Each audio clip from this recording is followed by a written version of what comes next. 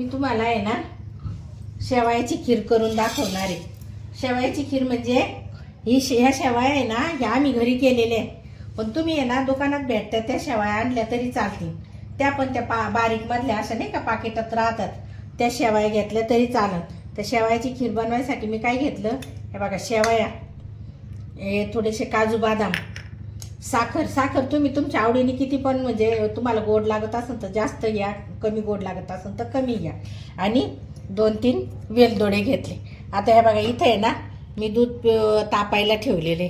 आता मी हा गॅस पेटून घेते आणि दूध तापायला ठेवलं, आणि हा पण गॅस पेटून घेते।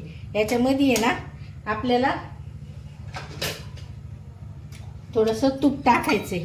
हे बघा मी तूप टाकते, हे बघा।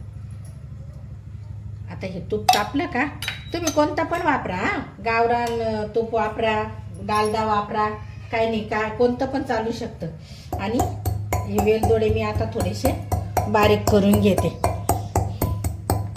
हे असे बारीक करून घ्यायचे म्हणजे ते दाताखाली येत नाही आपल्या। आणि साखर टाकून कुटल्यावर आहे ना 2 मिनिटात एकदम बारीक होऊन जाते ते। आता हे बघा हे आपलं तूप तापलेलं आहे, या तुपामध्ये आहे ना हे बघा या शेवया टाकून देते मी। अगोदर ह्या अशा तुपामध्ये आहे ना सगळ्या शेवया मस्तपैकी लाल होईपर्यंत भाजून घ्यायच्या। तुम्ही गावातल्या आणल्या तरी चालतील, पण त्या पण अशाच भाजून घ्यायच्या। त्या आपल्याला लाल दिसत्या पण आपण भाजूनच घ्यायच्या राहत्या। ह्या आता आम्ही घरी केलेल्या आहे ना, म्हणून मग या थोड्याशा पांढऱ्या दिसत्या, पण त्या गावातल्या राहत्या ना, डीमार्टमध्ये वगैरे भेटतात ना, तर त्या अशा लाल राहत्या, पण तरी पण आपण भाजून घ्यायच्या। भाजल्यावर त्याची चव वेगळीच लागते। अशा हळू मंद गॅसवर भाजून घ्यायच्या त्या। हे बघा मी तुम्हाला दाखवते। आता ह्या अशा दुपारी पोरं शाळेतून आले का मग आपल्याला कसं पटकन काहीतरी खायला करून द्यावं वाटतं ना, मग हे सगळं आपल्या घरातच अवेलेबल राहतं। तुम्ही गावरान तूप टाका असं काही नाही, आपला साधा डालडा टाकला तरी चालतो, आणि लेकरांना पण आल्याबरोबर छान नाश्ता होतो। याच्या आहे ना शक्यतो असलं गावरान तूप तर चांगलंच, कारण ते पोरांसाठी तर हेल्दीच राहतं ना, चांगलंच राहतं ते। तर पोरांसाठी आपल्याला टाकायचं असलं तर आपण गावरानच तूप टाकायचं, पण नसलं आता कदाचित तर डालडा टाकायचा। पण ही शेवयाची खीर आहे ना अगदी झटपट होती। हे बघा शेवया आता लाल रंगावर आल्या ना, हे बघा त्यांचा असा हळूहळू भाजायच्या, मंद गॅसवर भाजायच्या बरं का, नाही तर त्या जळून जात्या एकदम। बघा शेवयांचा कसा कलर बदललाय।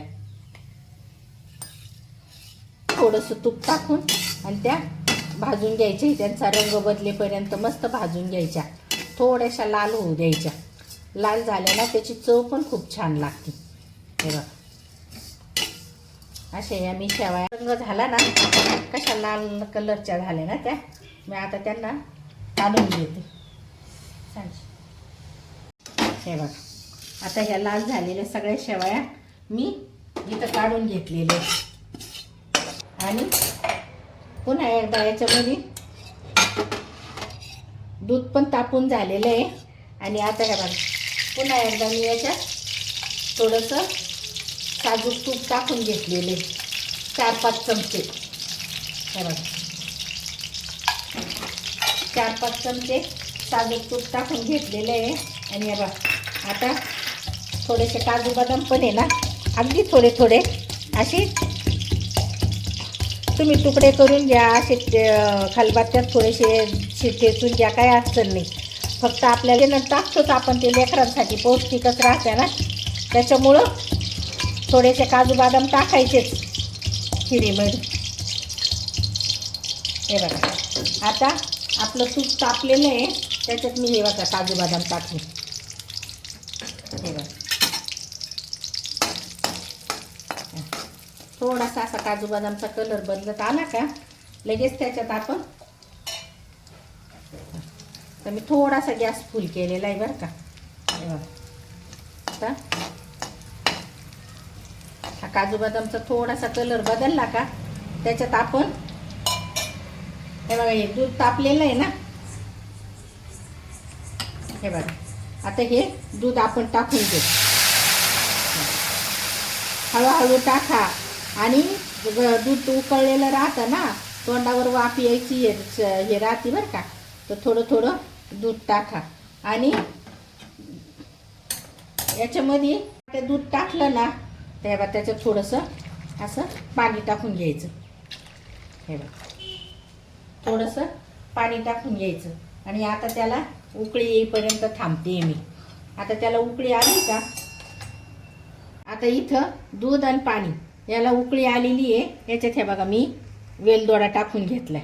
वेलदोड्याची पूड टाकली आणि साखर. हे बघा, तुम्हाला साखर सांगितली ना, तुम्हाला जशी लागन तशी, म्हणजे गोड फिक्की जशी तुम्हाला जर फिक्कं लागत असेल तर तुम्ही कमी घ्या, जास्त लागत असेल तर जास्त घ्या. असं काही नाही, आपल्या मनावर राहतं. आणि आता याला पुन्हा एकदा साखर विरघळेपर्यंत असं हलवत राहायचं. आपलं दूध उकळलेलं आहे ना, साखर विरघळायला इतका वेळ लागत नाही. हे बघा,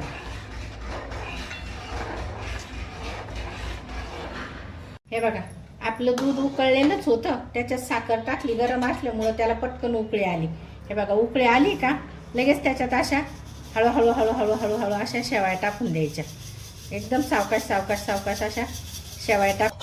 हे बघा, आणि शेवाळ्या टाकल्यानंतर पुन्हा एकदा छान उकळी येऊ द्यायची. थोडासा गॅस फुल करून घ्या. आता